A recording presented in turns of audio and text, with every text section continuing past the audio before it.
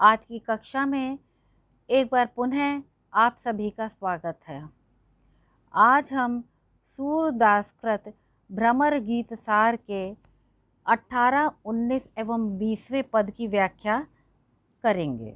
पद संख्या 18 आरंभ करते हैं। हमसो कहत कौन की बातें, सुने ऊथो हम समझत नाही, फिर पूछती हैं तातें।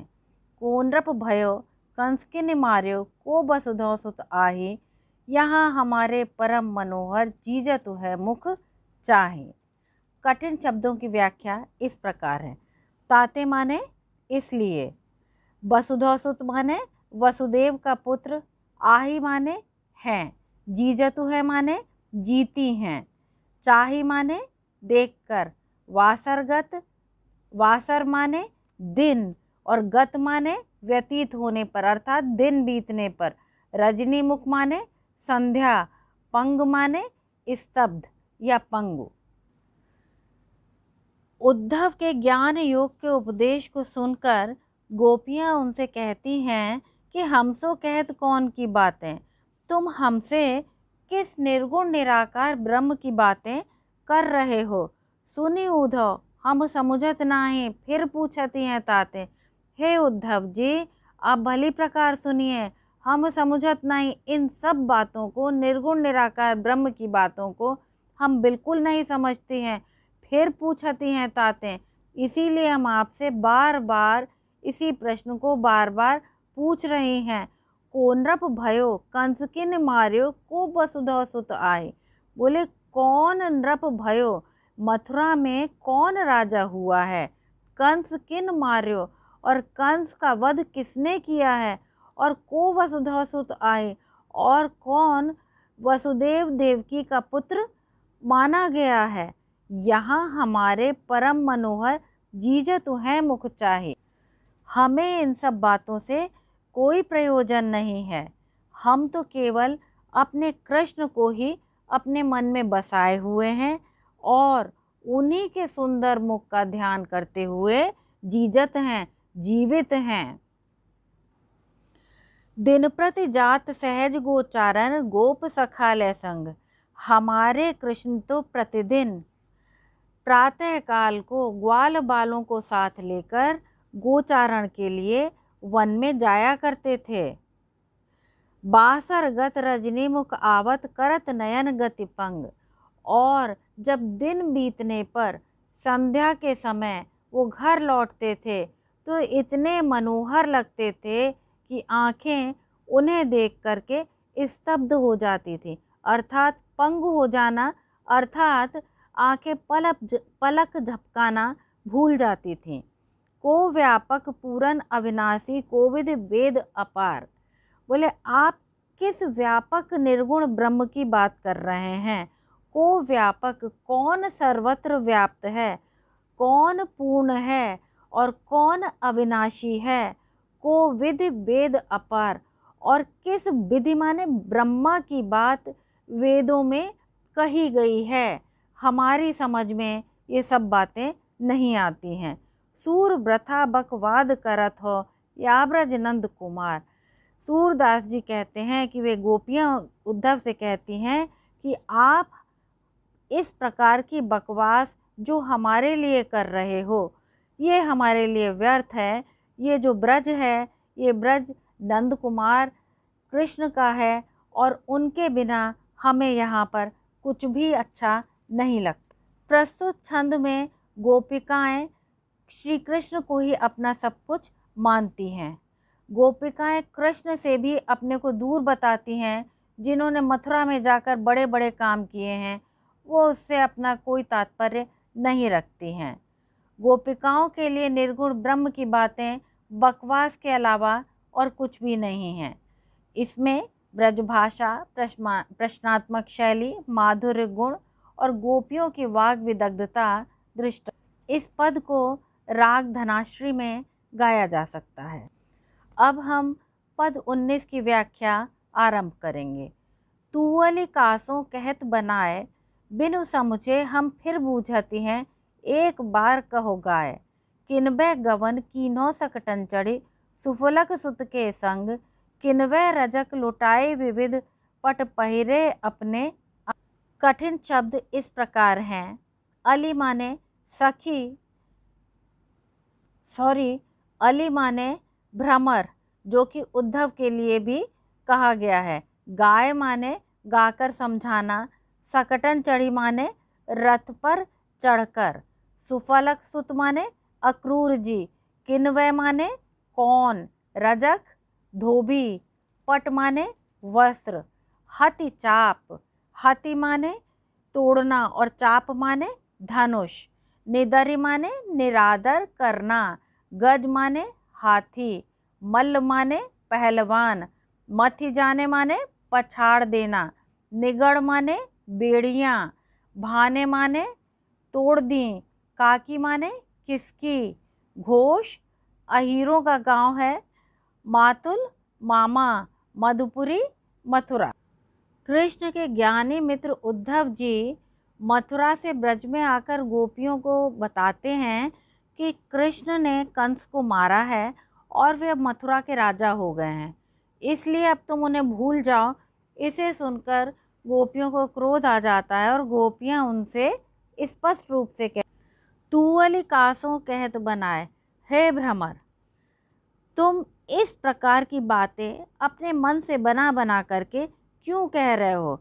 क्योंकि ऐसा संदेश, योग का संदेश कृष्ण जी हमारे लिए नहीं भिजवा सकते हैं। बिनु समझे हम फिर बूझ जाती हैं। एक बार कहो गाय, बोले बिनु समझे हम फिर बूझ जाती हैं। हमें तुम्हारी बातें बिल्कुल समझ में नहीं आ रही हैं। हम फिर से तुमसे पूछती हैं, एक बार कहो गाय, और इस बार तुम हमें बिल्कुल स्पष्ट रूप से बता दो। किन्वय गवन कीन्हो सकटन चढ़े सुफलक सुत के संग। वे कौन थे जो सुफलक सुत अक्रूर जी के साथ रथ पर चढ़कर यहाँ से गए थे? किन्वय रजक लुटाए विविध पट पहिरे अपने अंग। और वो कौन थे जिन्होंने कि धोबी के ऊपर रजक लुटाए, अर्थात धोबी के कपड़े लुटवाकर विविध पट पहिरे अपने अंग और स्वयं राजसी वस्त्र ग्रहण किए हैं। किन्हति चाप निदर गज मार्यो, किन्वय मल्ल मथि जाने। किसने धनुष तोड़ा और 10 सहस्र हाथियों के बल वाले कुबलया पीड़ हाथी का गर्भ चूर्ण किसने किया? और किसने उस मल्ल पहलवानों को मारा? हे उद्धव, क्या तुम इस प्रकार की बातों को भली भांति जानते हो? उग्रसेन वसुदेव देवकी किन्वय निगड़ हटि भाने। वे पुनः उद्धव से कहती हैं कि उग्रसेन वसुदेव देवकी की श्रृंखला बेड़ियों को तोड़कर किसने उन्हें बंधन से मुक्त किया था? तू काकी है करत प्रशंसा, कौने घोष पठायो। गोपियाँ कह रही हैं कि तुम किसकी प्रशंसा कर रहे हो और तुम्हें किसने यहाँ ग्वालों की बस्ती में भेज दिया है? किन मातुल बधि लयो जगत, जस कौन मधुपुरी छायो। वो कह रहे हैं कि हमें इन कार्यों से क्या मतलब, हमें इससे क्या मतलब कि किसने मातुल वध, मामा का वध करके संसार में यश प्राप्त किया है और कौन मथुरा का शासन कर रहा है। क्योंकि हम इन सबको नहीं जानते, हम तो केवल एकमात्र श्री कृष्ण को ही जानते हैं। माथे मोर मुकुट बन गुंजा, मुख मुरली धुनि बाजय। सूरदास जसोदा नंदन, गोकुल कह न बिराजे। वे कह रहे हैं कि हमारे सर्वस्तु श्री कृष्ण ही हैं, जिनके सिर पर मोर मुकुट था, कंठ में गुंजा की माला थी और मुख पर मधुर मुरली की ध्वनि निकला करती थी। सूरदास जी कहते हैं कि जसोदा नंदन, कि हम तो कृष्ण के इसी रूप की उपासिकाएं हैं और हमारे कृष्ण गोकुल कह न बिराजे। ऐसा कोई स्थान नहीं है गोकुल में जहाँ की वो विराजमान न हो। अर्थात हमारे कृष्ण यद्यपि यहाँ हमें दिखाई नहीं दे रहे हैं, लेकिन फिर भी गोकुल के एक एक कण कण में हमारे कृष्ण उपस्थित हैं। इसलिए निर्गुण निराकार की उपासना हमारे लिए व्यर्थ है। हे उद्धव, आप हमें इस प्रकार की चर्चा करके परेशान मत कीजिए। कासो कहत बूझति बार किन कीन्हो, सकटनि सुफलक सुत इत्यादि इत्यादि। इन सभी जगह हमें अलंकार कौन सा दिखाई दे रहा है? हमें दिखाई दे रहा है अनुप्रास अलंकार। पहली, चौथी, पांचवी, छठी, सातवीं, आठवीं एवं 10वीं पंक्ति में प्रश्न और सुफलक सुत के संग में सहोक्ति अलंकार दृष्टव्य। इसमें कुछ अंतर कथाएं भी वर्णित हैं। कृष्ण अक्रूर के साथ अपने मित्रों सहित जब मथुरा पहुँचे तो कंस के धोबी ने उनको वस्त्र देने से इनकार किया, तो कृष्ण ने बलपूर्वक उनसे वस्त्र छीन लिए थे। इसी प्रकार अनेक रक्षकों से सुरक्षित धनुष को कृष्ण ने तोड़ा था तथा रक्षकों को पराजित भी किया था। कुवलया, पीड़ गज तथा मुष्टिक और चाणूर पहलवानों को कृष्ण को मारने के लिए नियुक्त किया गया था। कृष्ण ने स्वयं इन सभी का वध किया था। ये सभी कथाएं श्रीमद् भागवत में वर्णित हैं। हम तो नंद घोष की बासी, नाम गोपाल जातिकुल गोपई गोप गोपाल उपासी, गिरवरधारी गोधनचारी वृंदावन अभिलाषी, राजा नंद जसोदा रानी जलधि नदी जमुनासी, प्राण हमारे परम मनोहर कमल नयन सुखराशि, सूरदास प्रभु कहो कहालो अष्ट महासिद्धि दासी। हम तो नंद घोष की बासी। गोपियाँ उद्धव से कहती हैं, हम तो नंद बाबा के गांव गोकुल की रहने वाली हैं।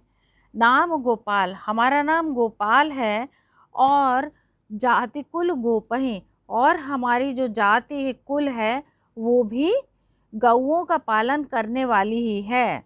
जाति कुल गोपों का ही है और गोप गोपाल उपासी, और यहाँ जितने भी ग्वाल बाल हैं वो सभी एकमात्र गोपाल अर्थात कृष्ण के ही उपासक हैं। गिरवरधारी गोधनचारी वृंदावन अभिलाषी, हम व्याख्या अभिलाषी से आरंभ करेंगे। हम उनकी अभिलाषा करते हैं जिन्होंने गिरवरधारी, जिन्होंने गोवर्धन पर्वत धारण किया था। गोधनचारी, जो गौओं को चराया करते थे। हम उनकी अभिलाषा करते हैं जो वृंदावन में विहार किया करते थे। हमारा जो ये छोटा सा राज्य है, राजा नंद, उस राज्य के राजा नंद बाबा हैं और उसकी रानी यशोदा माता हैं। और यमुना नदी सीमा को निर्धारित करने वाला समुद्र है। हमारे प्राण वे श्री कृष्ण हैं जिनके कमल के समान सुंदर नेत्र हैं और जो अत्यंत ही खूबसूरत हैं। वे सब सुखों की खान। सूरदास प्रभु कहो कहालो अष्ट महासिद्धि दासी। सूरदास जी कहते हैं कि गोपियाँ उद्धव जी को स्पष्ट रूप से कहती हैं कि हमारे इस सुख के सामने अष्ट महासिद्धियाँ भी दासी हैं।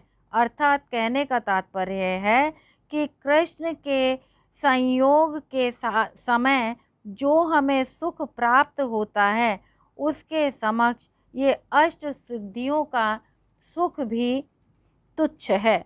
यहाँ गोपही, गोपाल, गोधन, राजा रानी, जलधि, जमुना, प्राण, परम, कहाँ कहाँ में अनुप्रास अलंकार दिखाई दे रहा है।